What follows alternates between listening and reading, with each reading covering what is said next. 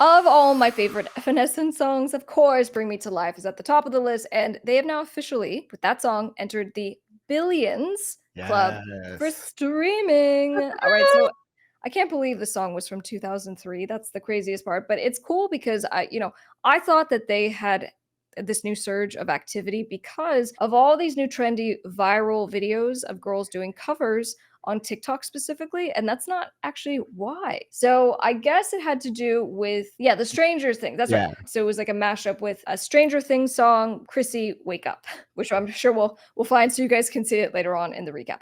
But anyway, so now they're in the billions club with what do we have? Aerosmith, Dream On, Eye of the Tiger. Paradise City from Guns N' Roses, I Wanna Dance with Somebody, Whitney Houston. It's a very you're a hit. You got yourself a hit song.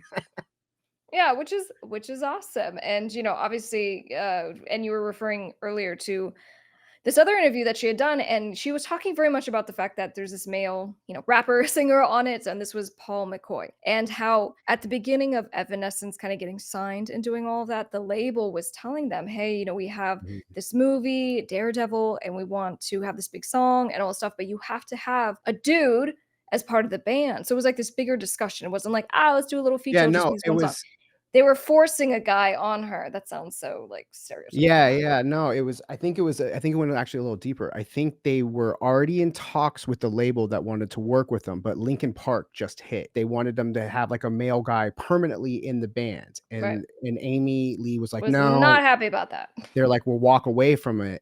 And then the label came back and brought them this opportunity for this Daredevil, and like, "Well, can you just do this one with them?" And she was like, "Cool, okay, I'll do one if it gets me to get my other songs or whatever." And I think she wanted like another single, like Going Under or something like that, or one Well, of some right, of and the she was super concerned because she was like, "I think this is gonna hit," and this was the first thing. She goes, "If the first thing that people hear from Evanescence is the sound with right, this guy who's not in the band, it's gonna ruin everything." But she right. did take the gamble because yikes, it just they pulled out totally. So when this opportunity came back and they're like, "Just do it, let's see."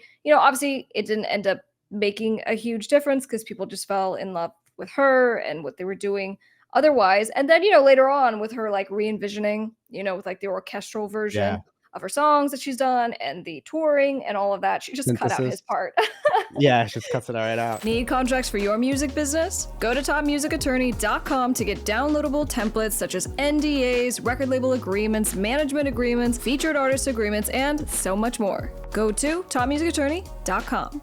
That interview, I'll probably link the that video that you did the reaction to her interview. I think it's just really good, just the way that she talks so honestly about it, and she's, always just kind of stayed true to herself. And I didn't even really notice that she wrote the rap, so that was kind of interesting. Very, very, very cool. She hit that billion like what last year on YouTube with the music video.